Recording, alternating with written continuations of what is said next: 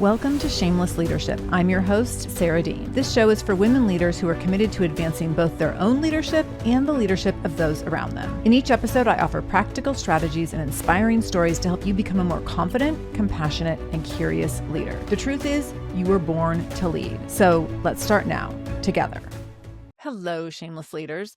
Today we're talking about why women leaders freeze in high-stakes moments. And this topic is something that comes up a lot in the work I'm currently doing with women, whether I'm in a training, leading a workshop, meeting women at events after keynoting on stages, or whether I'm on coaching calls. And this is coming up a lot on my coaching calls recently. I'm hearing about women who find themselves in a high-stakes moment, situation, conversation, and they freeze when there's an opportunity to take a stand, to share an opinion, to share maybe a dissenting opinion, to share a new idea, to stand up for themselves, to be a self-advocate or to advocate for someone else on their team or someone else that they care about. And when this comes up in these conversations, I first of all always feel very empathetic because this is something I relate to. The way that I relate to this is that I've been in so many situations, and I know you all can relate to experiencing this in some way at some point. I've been in so many situations where something is said in a moment, or I'm in a high stakes situation, conversation, and the thing that is said or done is so startling or stunning, or just like I didn't see it coming. I don't know how to react in the moment, and I get a little panicky. Like I can tell that I'm having an internal response to what just happened, and my brain can't integrate the situation fast enough to be able to come up with an appropriate response. And sometimes I can even feel myself going through this like kind of mental gymnastics thinking, am I mad? Am I offended? Am I being oversensitive? Did I misunderstand that? And it's like this, swirling mess of internal dialogue, internal thinking that just causes me to do nothing, say nothing, because I am not quite sure what just happened, or I'm not quite sure what the right response to what just happened is. But then I go home or back to my desk or whatever the situation might be, and I think endlessly about the situation. And I think about what happened, what was said, what I said, what other people said, and I replay it. And then I go into, here's what I wish I would have said. And then I rewrite the script with this whole like, well, if I could do it again, this is what I would do differently. And I rewrite that script over and over and over again. And I've been in this situation enough to know that I can spend weeks rewriting that script and staying stuck in that moment and kicking myself for not doing something when I was sitting there at the table in the conversation in the actual moment. And I will say there's oftentimes the opportunity to go back. In so many of these kinds of situations, we can go back and say, hey, I want to revisit that moment, that situation, that happened the other day. So I don't want to minimize that option at all. But I also want us to recognize that we can build skills around how to navigate those kinds of situations so that we have different defaults than we currently have, and that we feel confident around the defaults that we have so that we can be nimble in those moments. So we're going to talk about that in a minute. Like, how do we build a new default in order to really stay in the situation and figure it out as we go and trust ourselves enough to figure it out as we go? I want you to think about maybe a situation where you found yourself freezing and not knowing what to say, or maybe the opposite, that you didn't freeze, but you didn't know what to say, and you knew you needed to say something because maybe someone, put the spotlight on you, and you just talked in circles or over-explained something that didn't really solve the problem, answer the question, address what needed to be addressed. And after the fact, again, like I mentioned earlier, you found yourself spinning out, like repeating the whole thing over in your head, wishing you could go back, recognizing like, if I could go back, here's what I would do or say differently, and then spinning out over that for maybe a couple weeks and letting it take up, an unnecessary amount of mental space and mental energy. So thinking about one of those situations, and I want you to think about what the cost was to that situation and what the potential benefit would have been if you could have shown up differently in that situation. And showing up differently doesn't mean showing up perfectly. Showing up and being able to respond and be nimble in a situation where the stakes are really high sometimes means being really imperfect and messy, but having the confidence to fumble through that to get to where you want to go. And that's what I really want us to be thinking about today is how can we trust that we can sit in the stickiness and in the messiness and volley back and forth and stay in conversations and really stay present in those moments in order to get to where we want to go. And as we're figuring it out in live time, I think sometimes we think, well, if I don't have like the exact perfect solution right now, I shouldn't say anything. But then we let things slide that we shouldn't let slide. Or we find ourselves talking in circles and kind of overly over explaining ourselves and losing the thread of what's important because we haven't given ourselves a chance to pause and be able to have some defaults around how do we figure out what we really want to say here. So let's talk about what these patterns can be, what's actually happening, and what some of these costs are. So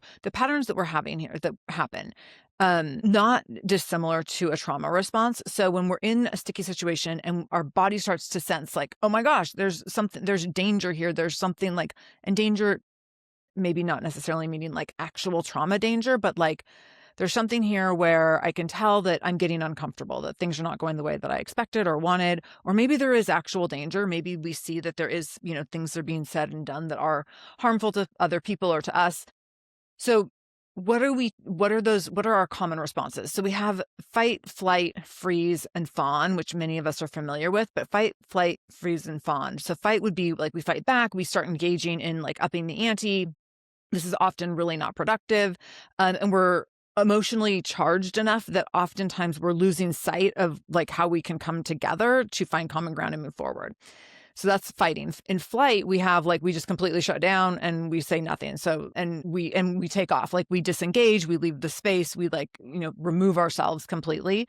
Freeze is where we do nothing, but we stay right there. So we sit there, we shut down, and maybe we let other people speak for us. We let other people take the reins, or we act like it's no big deal to us, even though inside we're, mentally decompensating or getting really, really emotionally fired up, but not actually letting any of that out. And then fawning is where we decide that we want to make sure that the other person feels comfortable. And so we recognize we're in a situation where like the stakes are high, things feel messy. And instead of saying what we think needs to be said, instead of maybe saying something that is a dissenting opinion or a different kind of idea, we go along with something else, fawning, to make other people comfortable, to maybe uphold the status quo, to maybe, stay in line. But then after the fact, with any of these responses, after the fact, we have that like, if I could go back and do it again, here's what I would do differently. So those are kind of the trauma responses that we see. Some of the other behaviors or patterns in there can look like we soften our wording to make other people more comfortable, or we don't quite say it exactly how we mean it because we don't want it to be too much or too charged. We might go into that over-explaining where we're talking in circles. We might delay where we know that we want to say something, but we feel like, well, we're going to let everyone else talk first, or we're going to return to it later, and then we sit and like stew over it for way too long. What's actually happening here in these moments is not necessarily that we have a lack of skill or a lack of opinion or a lack of, ability to be able to say or do the right thing. It's oftentimes that our self-trust is being a little bit rocked, or maybe a lot rocked.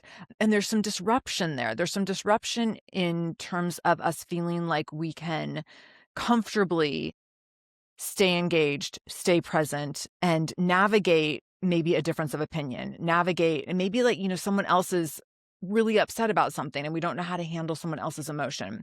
Or maybe we really strongly disagree and we don't trust ourselves to not fly off the handle if we say something. So oftentimes it's a disruption in our self-trust where we feel a sense of risk or sense of danger. And we go back into social conditioning. And so we go back into what have we done most of our lives? What are our defaults? That we get quiet, or maybe we blow up, or we storm out of the room, or we go back to these defaults that we've always had because that's what our brains and our bodies are trained to do. We oftentimes also will default and have defaults around recognizing the power dynamics, and especially if there's a power differential, and then letting that dictate how we show up. And sometimes that's super necessary. So, if I'm in a situation where it's my boss or my boss's boss and I'm in this heated moment, I might recognize like, well, if I like fly off the handle right now, or if I say what I think really needs to be said, there could be serious risks to my job, to my role, to my career. And there can be actual, very legitimate fear of consequences, fear of getting it wrong, fear of being misunderstood. We have this combination of rising emotion oftentimes. Our brains start spinning and we feel this disruption in terms of our sense of self-trust and our sense of like, oh, I think I got this. And we revert to defaults that we have been in place for a long time, recognizing, especially if there's power dynamics, power differentials, or fear of consequences, that we maybe just don't want to say or do the wrong thing, so we do nothing at all. And that's what often happens in the case of freezing. The costs in these situations are that there's a missed opportunity for influence. There's a missed opportunity for leadership. We have our message either completely erased, like it's not present at all, or if we're over explaining things when talking in circles, we end up with a diluted message or an unclear message, which is oftentimes not helpful. And when we're in those situations and the outcome is, that we freeze or that we over-explain something or that we're talking in circles, we reinforce this loop of self-doubt where we go back to, again, after the fact, spinning out, thinking, I can't believe I did it this way. And if I could have only said this, and we have a really hard time letting it go. So what we want to do is start reframing when we're in tough moments, when we're in those sticky moments, conversations, situations, recognizing that our discomfort is not necessarily a sign of danger, that our discomfort is not something that we need to shy away from. And I have so many clients right now who have goals and leadership goals specifically around getting more comfortable just sitting in discomfort and then recognizing like, oh, this is an uncomfortable moment. This is a moment where I would normally shut down, where I would normally freeze, where I would normally not know what to say. And I'm going to actively remind myself that I am not in danger right now. And instead, I'm going to practice a new default. And I'm going to recognize that this is a leadership moment. And so recognizing that reframe, that being uncomfortable is not necessarily a sign of danger. And if I can recognize that I'm uncomfortable in this moment, I can maybe also embrace that there's an opportunity for me to show up here as a leader. And if I can trust myself to uphold the values that are nearest and dearest to me and speak with confidence that even if it's imperfect, even if it's messy, that I'm going to be better off than freezing. I'm going to be better off than over-explaining, talking in circles. I'm going to be better off than running away or letting someone else speak in my place. So this is how we start to find a new default. So what does the new default look like? Let's think about when we want to have a new default in any aspect of our life. This is something we have to practice. It's like going to the gym because our defaults around communication, our defaults around the way we think, our defaults around our behavior are oftentimes so deeply ingrained in us that they happen unconsciously. Like we're just suddenly doing the thing, thinking the thing, like we're reacting in a way that we oftentimes aren't even conscious of until the moment has passed. So in finding a new default, we have to start to reprogram ourselves. We have to basically like go and do a new workout and practice that workout over and over. Let the muscles get stronger, build a little bit of endurance in the new skill set. And that takes practice. So in that practice is never about getting it right and being perfect. Practice is about letting it be a little bit messy. Practice is about figuring it out as you go. Practice is about like, oh, okay, I did this. How did it go? I'm taking some notes. I'm making some edits for next time.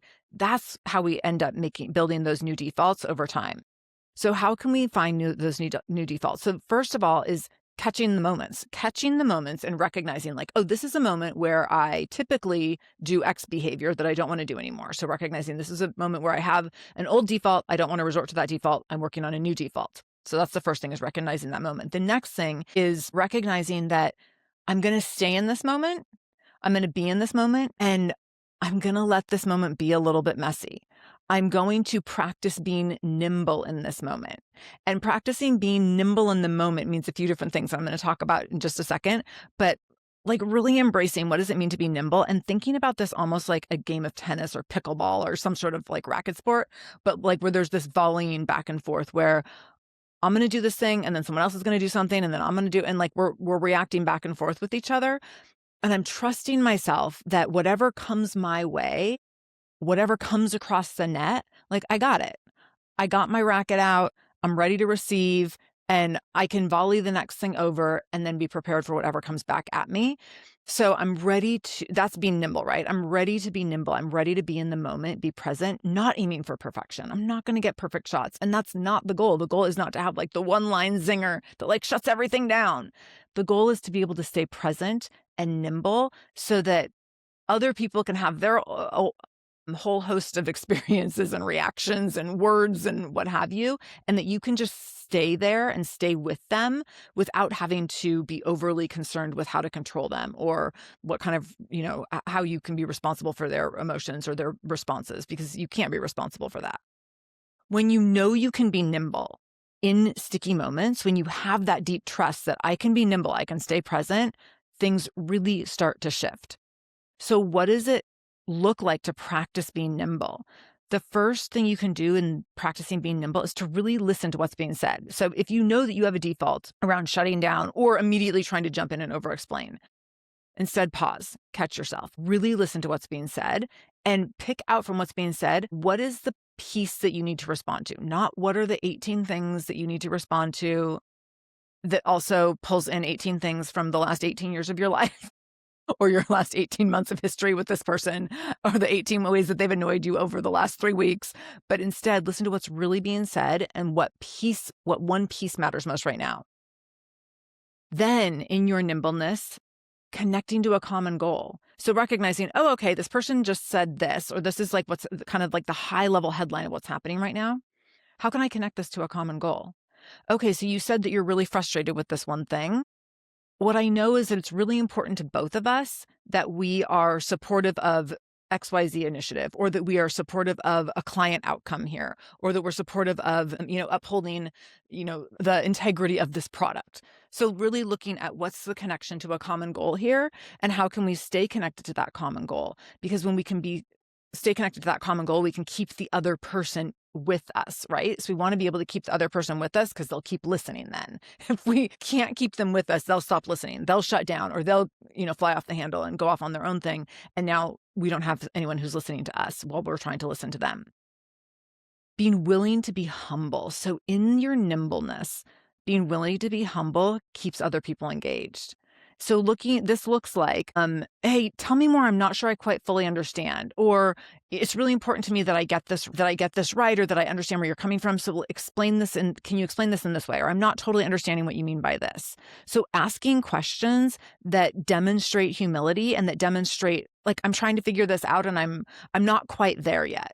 That's being humble. Maybe even recognizing like, I might get this wrong. This might come across as like messy or an incomplete thought, but I want to make sure that I'm following along here.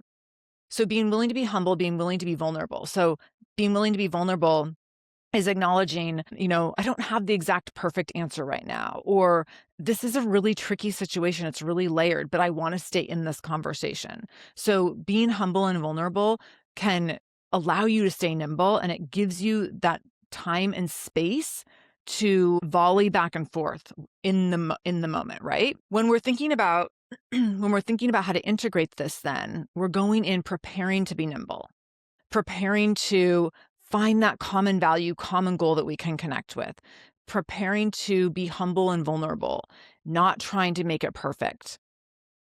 When we do that, we can pause, we can anchor ourselves and ground ourselves, stay right there, and then we can name the thing that's true for both of us or for everyone in the room. So that finding that common ground. And then the final step here, the final shift that we're going to make is opening the door to partnership and next steps. So oftentimes tough moments turn into moments of division because it's perspective A versus B and us against them. And it becomes like we're on different sides of the net and we can't get on the same side. Instead, let's look at how can we turn this into a moment of partnership, collaboration, reunification. So we're bringing everyone together, or we're bringing the two of us together if it's two people, rather than continuing to build a greater divide. Okay. So thinking through, how are you opening the doors to next steps? What are the phrases that you're using? How are you saying, if these are the things that we have in common here, these are the shared goals, shared vision, shared values, then How can I best support you? Or can we write down some agreements where we can, in ways that we can support one another? How can we partner on this, even if we don't agree on everything? How can we get on the same side in order to get to an outcome that is meaningful or valuable to both of us? So how can we get on the same side to come to an outcome that's meaningful for the people that we serve, or that's meaningful for, toward this mission? When we do that, we're able to stay in the moment. We're able to stay grounded. We're able to take that moment that was maybe really heated or really tricky or really challenging, and we're able to be nimble and address it right there. And then when we walk away, we aren't stuck spinning around, I wish I would have said this. I wish I would have said that. If only I had done this. Instead, we're feeling like, oh, okay, I was able to stay in the situation. I was able to stay present. I was able to be nimble. And we were able to make some progress right then and there. Maybe we didn't make all the progress, but maybe we made a little bit of progress. Okay. So if these are the kinds of moments that you're finding yourself in, and these are the kinds of situations where you find yourself getting stuck, whether you're freezing, you're running away, you're being completely avoidant, or you're getting in them and you're just being reactive and over-explaining or maybe flying off the handle, I want to invite you to join me. I'm hosting a workshop on learning how to trust your voice on April 16th. It's a free virtual workshop specifically designed for women leaders to help you improve communicating with courage when the stakes are high. So if you are tired of overthinking what to say, how to say it, and how it's going to be received in these high stakes situations, high stakes moments, this workshop is for you. So during our time together, it's going to be a 90-minute virtual workshop, April 16th, 9 a.m. noon Eastern.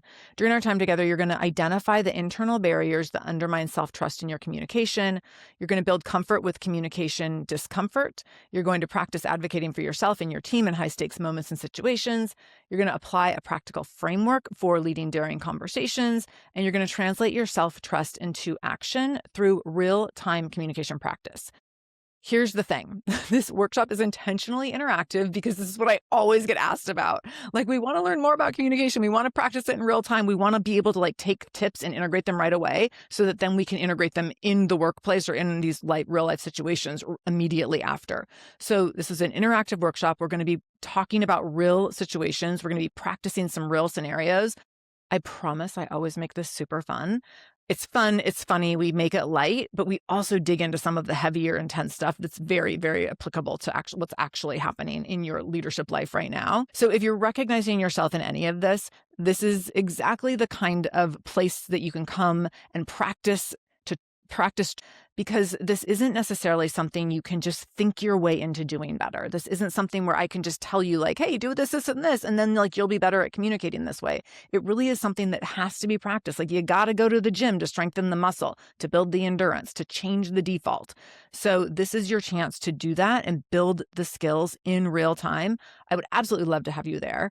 So to join me, you can go to saradean.com/trust to get all signed up for the Trust Your Voice workshop. That's Saradean, SARADEAN.com/trust. I hope to see you on April 16th. Thank you for being here today to listen to this episode, to take it all in, to take some notes. I hope you learned something that you can integrate immediately. I can't wait to be back with you again next week for the next podcast episode. But also next week, I hope to see you on April 16th. If you're listening to this in live time, it will be a week and a couple days from now. On April 16th at 9 a.m. Pacific, 12 p.m. Eastern, go to saradean.com/trust to get yourself signed up, and I will see you there.